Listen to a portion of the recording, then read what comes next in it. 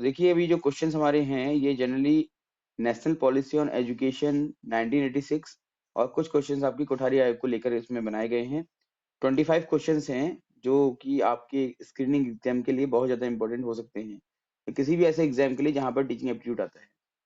सबसे पहला क्वेश्चन आपका है, in which year was the new education policy approved by parliament? संसद द्वारा किस वर्ष राष्ट्रीय शिक्षा नीति या नई शिक्षा नीति अप्रूव की गई थी? फिलहाल ये जो नई शिक्षा नीति हम कह रहे हैं ये 1986 की है। ठीक है, तो बताइए क्या आंसर इसका लिए? 1986, 1996, 1990 और 1999। तो बताइए कि किस वर्ष नई शिक्षा नीति संसद में पारित हुई थी या अप्रूव हुई थी? तो देखिए इसका आंसर है आपका 1986। ओके, तो 1986 is right answer, you know this. The government policy on education regards education as a unique, कि जो सरकार है, जो नई पॉलिसी हमारी बनी है सरकारी, ये जो 1986 की बात कर रहे हैं, मैं आपको फिर से रिवाइज करा दूं कि हमने 1986 की पॉलिसी अभी पढ़ी है रिसेंटली और क्वेश्चन उससे ही संबंधित हैं। तो आप अभी 2019 वाली पॉलिसी की तरफ ना सोचें। क्लियर हो गया? तो इस पॉलिसी के अनुसार education as a unique, education को किस रूप में लिया गया है, रिकॉल कीजिएगा। Education as a unique expenditure, education as a unique consumption, education as a unique investment और नन ऑफ दीज। आंसर आप चैट बॉक्स में दीजिए अपने। Okay, the government policy on education regards education as a unique investment. ठीक है, आप लोगों को पढ़ाया भी है, स्पेशली मेंशन भी किया था और वहां पर एम्फेसिस भी कराया था कि क्यों ये इन्वेस्टमेंट होती है। तो उस वीडियो को आप दोबारा देख लीजिएगा अगर आपको कंफ्यूजन अगर हो रहा है तो। ठीक है, नेक्स्ट क्वेश्चन है आपके लिए। As per National Policy on Education 1986, different aspect of education will be reviewed every।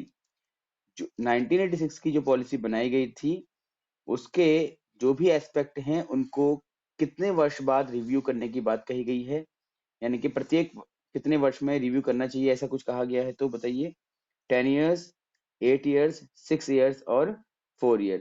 तो प्रत्येक 10 वर्ष में शिक्षा संबंधी जो भी नीति बनती है उसको रिव्यू करने की बात कही जाती है। शिक्षा संबंधी ही नहीं, कोई भी नीति होती है उसका हर 10 साल में क्या होता है, रिव्यू होता है। ओके, तो इसका आंसर आपका 10 year रहेगा।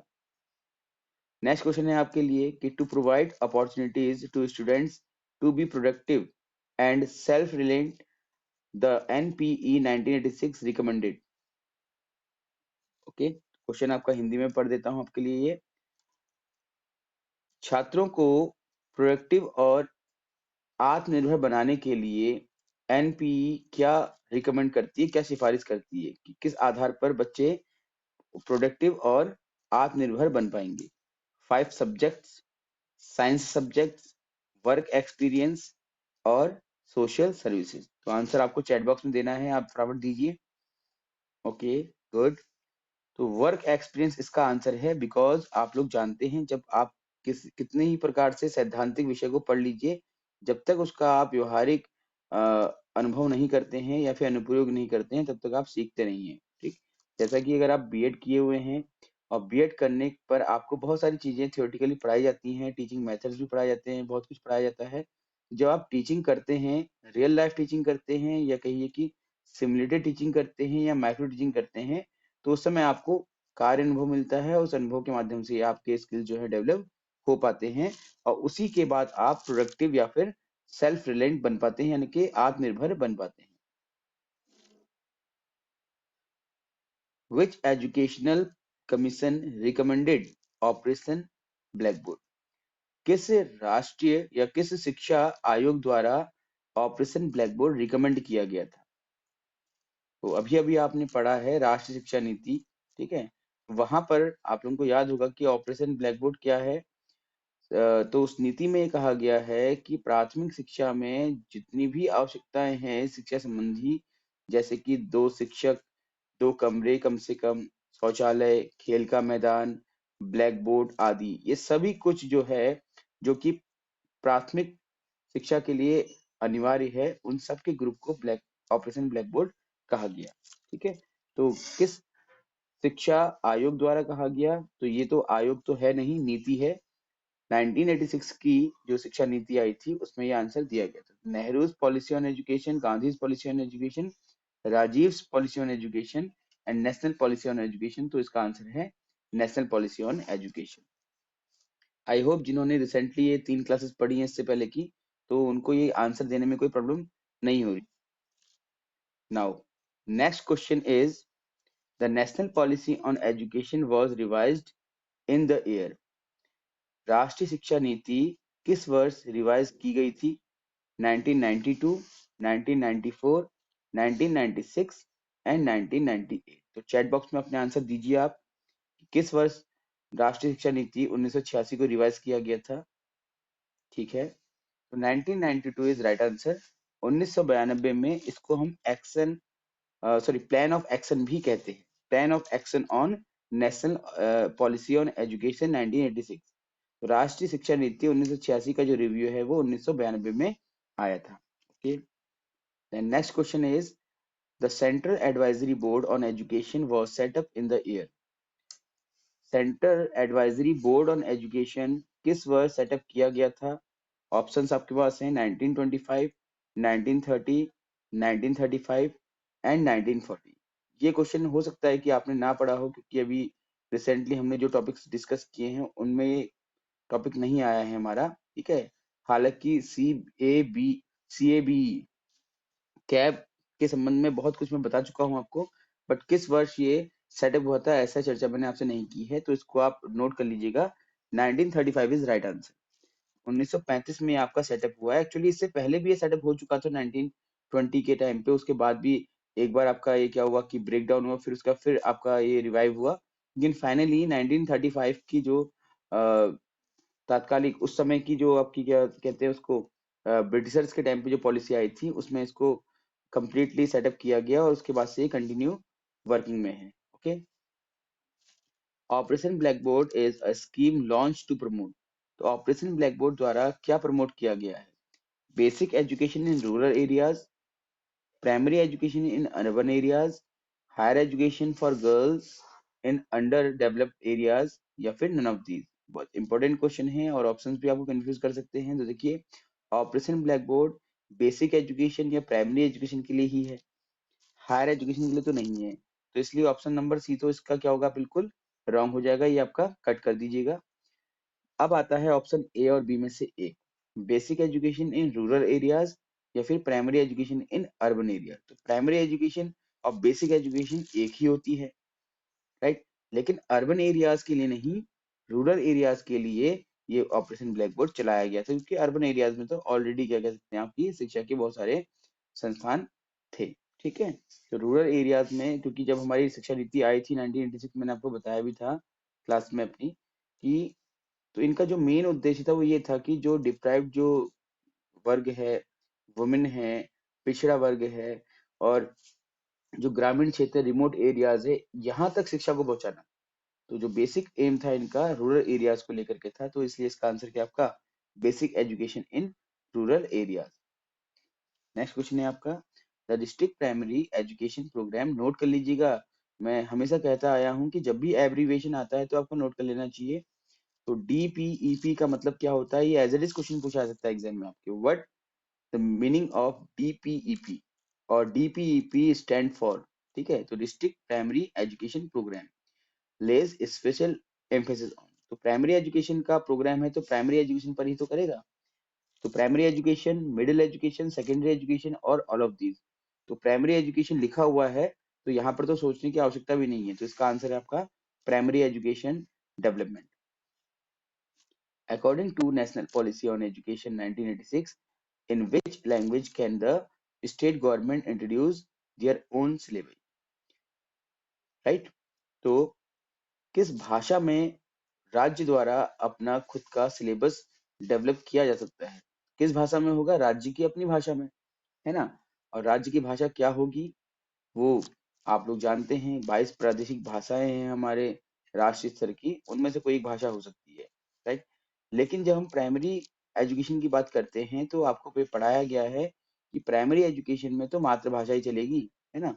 तो हिंदी, पंजाबी, इंग्लिश या फिर मदर टंग। तो mother tongue is right answer, कि किसी भी राज्य की अगर कोई राज्य भाषा है, वो भी उस राज्य के जो क्षेत्रीय बच्चे होते हैं उनकी क्या होती है, राज्य भाषा, मदर टंग हो जाती है। तो mother tongue is right answer. Mother tongue में ही क्या करना है, आपने सिलेबस अपना डेवलप करना है। जैसे हमारे उत्तराखंड में हमारी जो मदर टंग है वो क्या है, हिंदी है।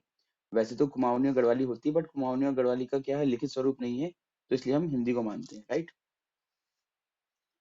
नेक्स्ट क्वेश्चन आपके लिए है, तो Kothari commission, Indian education commission भी जिसको हम कहते हैं, was established in the year, किस वर्ष इसकी स्थापना की गई या एस्टेब्लिश किया गया, 1960, 1962, 1964, 1966? ये आंसर तो आप दे सकते हैं, दीजिए आंसर, आप चैट बॉक्स में दीजिए फटाफट, जल्दी जल्दी से, ठीक है। तो कोठारी कमीशन को 1964 में सेटअप किया गया था और 1966 में ये बन करके कंप्लीट हुआ था, यानी कह सकते हैं कि इसको, इसका ड्राफ्ट प्रेजेंट किया गया था पार्लियामेंट में। The other name of secondary education commission is, माध्यमिक शिक्षा आयोग का दूसरा और नाम क्या है? बताइए, ऑप्शन देखने से पहले ही आपके पास आंसर आ जाना चाहिए इसका, ठीक है। अपने अपने चैट बॉक्स में आप आंसर दीजिए, फटाफट दीजिए। देखिए, मैं जब भी कह रहा हूँ आपसे चैट बॉक्स में आंसर लिखिए, तो आप लिखिए, वो जरूरी है आपके लिए, तभी तो आप कंफर्म करो कि आप सही हो या गलत हो, राइट। चलिए, good. Mudaliar commission, Kothari commission, Indian education commission, या फिर नन ऑफ दीज? तो सेकेंडरी एजुकेशन कमीशन का दूसरा नाम है Mudaliar commission, right. According to the Kothari Commission, which is the integral part of education, Kothari आयोग के अनुसार शिक्षा का जो समाकलित जो भाग है वो क्या है, किसको शिक्षा से अलग नहीं किया जा सकता, म्यूजिक को, आर्ट एंड क्राफ्ट को, एग्रीकल्चर को, या वर्क वर्क एक्सपीरियंस को? तो भाई बिना म्यूजिक के तो शिक्षा हो सकती है, बिना आर्ट एंड क्राफ्ट की भी हो सकती है, बिना एग्रीकल्चर की भी हो सकती है। ये जरूरी थोड़ी कि हर बच्चा एग्रीकल्चर को पढ़ता है, लेकिन कार्य अनुभव तो हर जगह होता है, चाहे आप बीएड करें, चाहे आप बीटेक करें, चाहे आप कुछ भी करें, तो वहां पर वर्क एक्सपीरियंस जरूरी होता है। तो बिना वर्क एक्सपीरियंस के आप या शिक्षा का बिल्कुल भी क्या कह सकते कि व्यवहारिक रूप नहीं ले सकते। तो वर्क एक्सपीरियंस को एजुकेशन का इंटीग्रल पार्ट बना देना चाहिए, ऐसा कोठारी कमीशन द्वारा कहा गया। What recommendations did the Kothari commission make on science education? विज्ञान शिक्षा के संबंध में कोठारी आयोग द्वारा क्या क्या रिकमेंडेशंस दी गई? चलिए, it should be eliminated from the courses, क्या कोठारी आयोग ऐसा कहेगा कि विज्ञान को कोर्स से हटा दिया जाए? नहीं कहेगा ना, तो ये तो ऑप्शन ही नहीं होगा आपका। ऐसा ही आपने एग्जाम में भी करना होता है, जब आप कोई क्वेश्चन पढ़ते हैं अच्छे से समझिए उसको पहले, फिर पहले पहले ही ऑप्शन से आप चेक कर लीजिए कि ये आंसर हो सकता है या नहीं हो सकता है। अगर नहीं हो सकता है, कंफर्म है, तो उसको कट कर दीजिए। तो it should become a part of school education, yes, विज्ञान को विद्यालय शिक्षा का पार्ट बनाया जाना चाहिए। It should become a part of all courses in university, या फिर यूनिवर्सिटी के हर कोर्स का इसको पार्ट बनाया जाना चाहिए, या फिर बोथ बी एंड सी, तो दोनों ही है, ये भी सही है और ये भी सही है आपका, ठीक है। तो इट मीन इसका आंसर क्या हो जाएगा, बताइए, बोथ बी एंड सी, ठीक है। तो डी आंसर इसका हो जाएगा। तो Kothari commission recommended education and productivity, social and national integration, social moral and spiritual values, या फिर ऑल ऑफ दी? बताइए क्या आंसर है इसका। कोठारी आयोग द्वारा क्या सिफारिश दी गई है? शिक्षा और उत्पादकता, सामाजिक एवं राष्ट्रीय एकीकरण, सामाजिक, नैतिक एवं आध्यात्मिक मूल्यों का विकास, ठीक है। और चौथा ऑप्शन है आपका ये सभी। तो निश्चित रूप से इसका आंसर क्या होगा, all of these. Classes on religious studies is for those, धार्मिक अध्ययन पर जो कक्षाएं चलाई जा रही हैं, ये केवल उन्हीं के लिए होंगी who belong to minorities, who belong to majorities, both one and two, और नन ऑफ दीज। तो बताइए इसका आंसर क्या होगा। ये क्वेश्चन थोड़ा सा हट करके है, ये किसी आयोग के द्वारा तो कोई क्वेश्चन, तो आयोग से संबंधित कोई क्वेश्चन ये है नहीं, बट फिर भी अगर आयोग या नीति धार्मिक शिक्षा पर अगर कोई बात कहती है, तो ये कहती है कि दोनों ही धर्म के जो लोग हैं, चाहे माइनॉरिटीज में हो चाहे मेजोरिटी में हो, वो इस संबंधी अध्ययन कर सकते हैं। ठीक है, बस ये है कि आप किसी राजकीय संस्थान में किसी बच्चे को कोई भी किसी प्रकार की धार्मिक पुस्तकें पढ़ने के लिए बाध्य नहीं कर सकते, है ना? तो पहली बात तो ये है। अच्छा, यहाँ पर एक और चीज आती है, थोड़ा सा आप रिवाइज कीजिएगा। आर्टिकल 28, ये आपके लिए होमवर्क हो जाएगा कि आर्टिकल 28 क्या है, इससे आप देख लीजिए। आर्टिकल 28 के 3 क्लॉजेज हैं, clause 1, clause 2 and clause 3। Clause 1 में ये है कि जितने भी राजकीय विद्यालय हैं, यानी कि ऐसे विद्यालय, आप इसको नोट भी करिएगा, ऐसे विद्यालय जो सरकार द्वारा पूर्णतः वित्त पोषित है, वहां पर धार्मिक शिक्षा बिल्कुल नहीं दी जाएगी। क्लॉज 2 में है कि ऐसे विद्यालय जो सरकार द्वारा आंशिक वित्त पोषित है, ठीक है, जैसे सेमी गवर्नमेंट जिनको हम बोलते हैं, राइट, तो वहां पर भी बिल्कुल इस प्रकार की शिक्षा नहीं दी जाएगी। इसको हम मैनेजमेंट वाले कॉलेज भी बोलते हैं, स्कूल भी बोलते हैं, जहाँ पर सरकार द्वारा सैलरी दी जाती है, बट वो होता मैनेजमेंट के अंडर में है। और तीसरे हैं आपके ऐसे विद्यालय जो कि सरकार के अधीन नहीं है, पूरी तरह से प्राइवेट है, तो वहां पर भी धार्मिक शिक्षा नहीं दी जाएगी। हाँ, दी जा सकती है, किंतु बाध्य नहीं किया सकता। तो अभी फिलहाल इसको लेते हैं कि इन तीनों ही प्रकार के विद्यालयों में 3 प्रकार के विद्यालय होते हैं, fully government, semi government and fully private. तीनों में ही धार्मिक शिक्षा नहीं दी जाएगी। ठीक है, ऐसा आप, ठीक है। तो फिर ये जो आर्टिकल 28 है, इसको आप अच्छे से देख लीजिएगा। हाँ, इसके 3 क्लॉज है, बहुत इंपॉर्टेंट है। जिन्होंने पहले कभी 1 साल का बीएड किया होगा तो उन्होंने अच्छे से पढ़ा भी होगा। अभी भी आपका ये 4th सेमेस्टर में जो 401 पेपर है उसमें लगता है, ये आपने शायद पढ़ लिया हो, राइट। 17th क्वेश्चन आपका है, the essence of role of education under the new government policy on education is, ठीक। Education for selected person, education for rural people, education for women and education for all purpose. अब जो ये policy हमारी बनी है, उसके according जो शिक्षा है, उसका मतलब मुख्य उद्देश्य क्या, मुख्य ध्येय क्या है कि कुछ विशेष वर्ग के लोगों को शिक्षा देना, केवल ग्रामीण लोगों को शिक्षा देना, केवल महिलाओं को शिक्षा देना, या फिर हर उद्देश्य की पूर्ति करने वाली शिक्षा देना। ठीक है, तो निश्चित रूप से किसी एक वर्ग के लिए शिक्षा नहीं होती है, क्योंकि एजुकेशन फॉर ऑल का ही कंसेप्ट हमारे समाज में चलता है, तो हम बोलेंगे इसको एजुकेशन फॉर ऑल पर्पसेस। बस इतना है कि थोड़ा सा फोकस करने के लिए कहता है ये नीति जो है 1986 की, कि हमें जो डिप्राइव्ड क्लासेस होती हैं, जो माइनॉरिटीज हैं, या फिर जो महिलाएं हैं, उनकी शिक्षा के लिए कुछ ऐसा करना है ताकि वो शिक्षा के लिए आकर्षित भी हों, और साथ ही साथ क्या हो, वो बेहतर तरीके से शिक्षा ले भी सके, उनको समान अवसर प्राप्त हो सके, राइट। बट जो सामान्य रूप से शिक्षा लेते आ रहे थे, तो उनके संबंध में ऐसा नहीं कि उनको शिक्षा नहीं देनी, शिक्षा तो उनको भी देनी है, ठीक है ना। The preparation and telecast of the educational programs on television is the responsibility of, तो किसी प्रकार के जो शैक्षिक कार्यक्रम होते हैं उनको तैयार करना और उनको टेलीकास्ट करना, ये किसकी जिम्मेदारी है, यूजीसी की, यूनियन गवर्नमेंट की, एनसीईआरटी की, या स्टेट गवर्नमेंट की। अच्छा क्वेश्चन है, इस क्वेश्चन में आप कंफ्यूज हो सकते हैं, तो आपसे चाहूंगा कि पहले आप आंसर दें चैट बॉक्स में, फिर हम आगे बढ़ते हैं, ठीक है।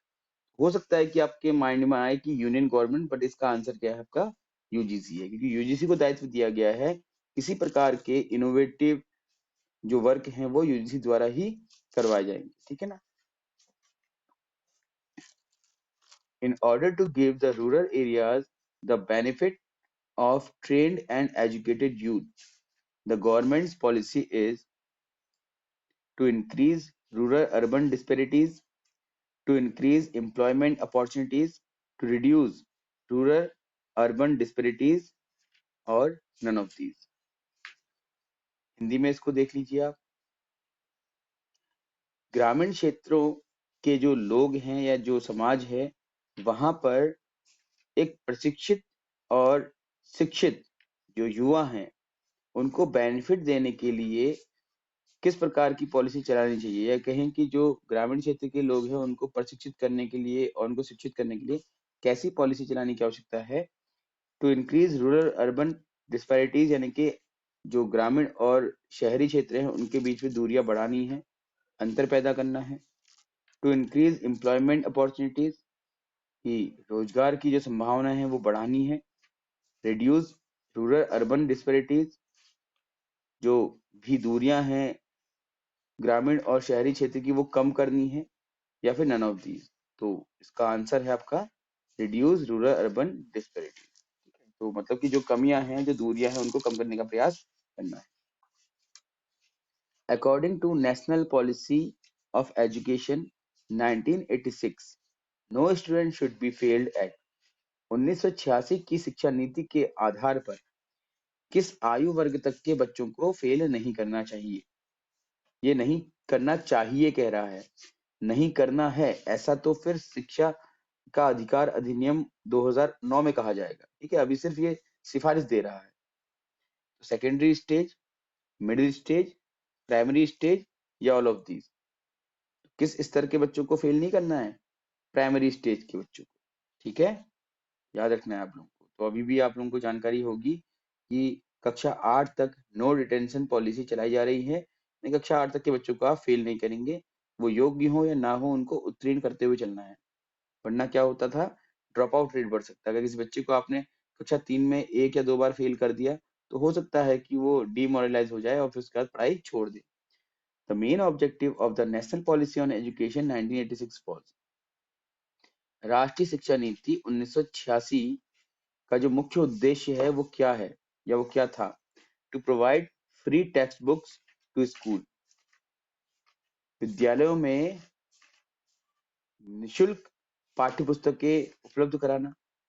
To exercise control and supervision of education, शिक्षा पर नियंत्रण एवं उसका निरीक्षण कराना। Uniform syllabus in all high schools of India, कि जो भारत के जितने भी हाई स्कूल्स हैं वहां पर एक जैसा पाठ्यक्रम हो। या फिर to advise the government on matter of education, सरकार को शिक्षा के जो मामले हैं उनमें एडवाइस देना। देखिए, वैसे तो कोई भी जब नीति बनती है तो उसका जो उद्देश्य होता है वो सरकार को शिक्षा संबंधी जो मामले होते हैं उन पर एडवाइस देने का ही होता है। तो ऑप्शन डी भी इसका आंसर हो सकता है। बट फिलहाल इस नीति के अंतर्गत विशेष बात ये कही गई है कि हमें क्या करना है, यूनिफॉर्म या फिर यूनिवर्सलाइजेशन ऑफ एलिमेंट्री एजुकेशन करना है, कि जो एलिमेंट्री एजुकेशन होती है वो क्या हो, हर जगह एक जैसी हो। ठीक है, तो इस तरह से इसका आंसर जो आपका uniform syllabus in all high schools of India हो सकता है। अब यहाँ पर एक चीज और ध्यान देनी है कि इसमें आंसर आपका फोर्थ वाला भी हो सकता है, राइट? बट फोर्थ वाले से ज्यादा इंपॉर्टेंट जो आंसर आपका ये थर्ड वाला हो रहा है। इसीलिए कभी कभी कोई क्वेश्चन ऐसे आते हैं जहां पर मोर देन 2 आंसर्स आपके क्या होते हैं, करेक्ट होते हैं। तो वहां आपको थोड़ा बेस्ट आउट ऑफ 4 में सेलेक्ट करना होता है। 22nd क्वेश्चन आपका है, देख लीजिएगा। It in which year was the commission set up to discuss religious education, किस वर्ष धार्मिक शिक्षा संबंधी चर्चा के लिए आयोग का गठन किया गया? अब ये आपने पढ़ा नहीं होगा तो इसको आप याद कर लीजिएगा। 1989, 1956, 1959 और 1949। तो इसका राइट आंसर है आपका 1959। नोट कर लीजिएगा इसको आप, कि 1959 में राष्ट्रीय सॉरी धार्मिक शिक्षा के संबंध में चर्चा करने के लिए एक आयोग का गठन किया गया था, right? In which year did the Kothari commission present its report? देखिए, इससे पहले एक प्रश्न आया था आपका कि कोठारी आयोग का गठन किस वर्ष किया गया, तो आपने आंसर दिया था 1964 और सही आंसर था। अब प्रश्न ये आ रहा है कि कोठारी आयोग की जो रिपोर्ट है वो किस वर्ष प्रस्तुत की गई, तो किस वर्ष की गई? 1966 में। Article of Indian Constitution which provides for universal, free and compulsory education up to age of 14 year, 14 वर्ष तक के बच्चों को निशुल्क एवं अनिवार्य शिक्षा देने के लिए, या सार्वभौमिक रूप से निशुल्क एवं अनिवार्य शिक्षा देने के लिए किस अनुच्छेद में संस्तुति दी गई है? तो आपके सामने ये चारों ऑप्शन हैं, इनमें से जो सही ऑप्शन है उस पर आप टिक कीजिए, या फिर उसका जो ऑप्शन है वो आप अपने चैट बॉक्स में लिखिए। देखिए, आर्टिकल 26 नहीं है, आर्टिकल 20 भी नहीं है, आर्टिकल 50 भी नहीं है। आर्टिकल 45। ओके, और आपको बताया भी है मैंने कि 86th अमेंडमेंट 2002 में, ठीक है, कौन सा अमेंडमेंट?